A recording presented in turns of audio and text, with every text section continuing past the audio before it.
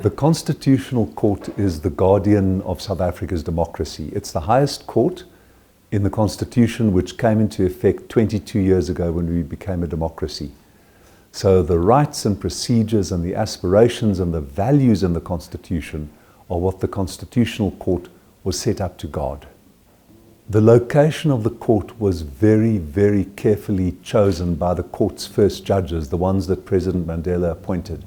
The court could have gone to Pretoria or Midrand or Sandton or Johannesburg Central, but they chose Constitution Hill because of its historical importance, because of its accessibility between the suburbs and the townships and the inner city of Johannesburg, and also because of its history.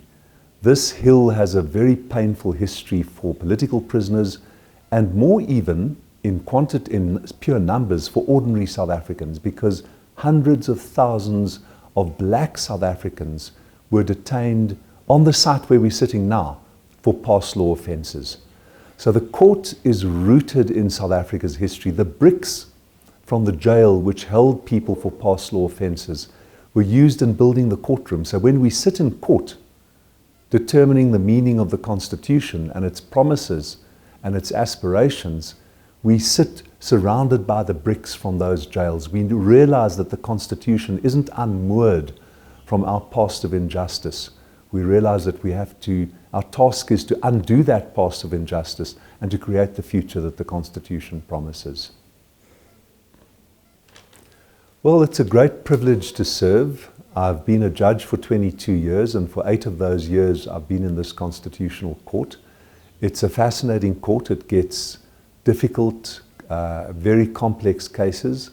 It's a court that itself is complex because it's an 11-member court, which involves considerable more collegial and decision-making complexity than a smaller court involves.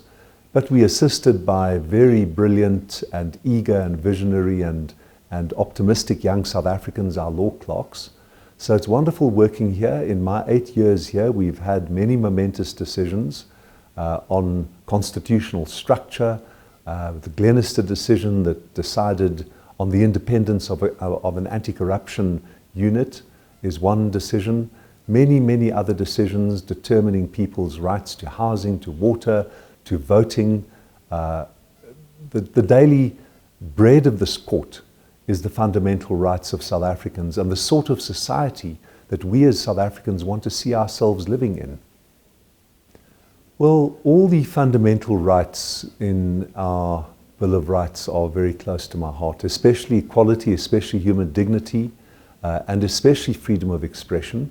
And our court has been a very vigilant guardian of all of those rights, including the right of freedom of expression, both for the media but also for ordinary people, because without freedom of expression you cannot have a democracy, because democracy requires open expression, free information, access to the sources of power, and like my colleagues, my other 10 colleagues here, I've played my part in asserting those rights.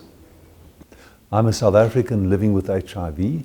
I have the grace in my life of living for nearly 19 years on antiretroviral treatment, which became available to ordinary South Africans only in the last 10 or 12 years. So my life today is a testament to the fact that HIV can be beaten and that antiretroviral treatment does work. The stigma surrounding HIV is still enormous. Much of it is internalized stigma. We take the external stigmas, the irrationalities, the hatreds, the prejudices, the ignorances, the ostracisms from the outside world, and we bring them into our own consciousness inside. We interiorize stigma and shame. And that's a big impediment that we're still fighting in South Africa. I am still the only person holding high office in our country, and indeed elsewhere in Africa, to state publicly that I'm living with HIV. It would be helpful if we had more people, but each person has to take that decision personally. I think stigma has diminished. The most important part in the diminution of stigma is the fact that treatment is now available. This is not a life sentence. It is not a death sentence. This is not something that contaminates or pollutes or shames you. This is simply a wholly manageable, medically manageable viral particle. And that's the lesson that this court has also sent. This court has given two very important judgments on HIV. I wasn't party to either of them because they were given before I became part of the court. In the Hoffman case, this court laid down very emphatically that there will not be discrimination on the grounds of HIV, not against job applicants, not against the poor, not against the rich, not against men, not against women, because HIV is not a condition on which any rational person would discriminate. And then, more importantly even, in the Treatment Action Campaign case, this court ordered President Mbeki's government to start making antiretroviral treatment available.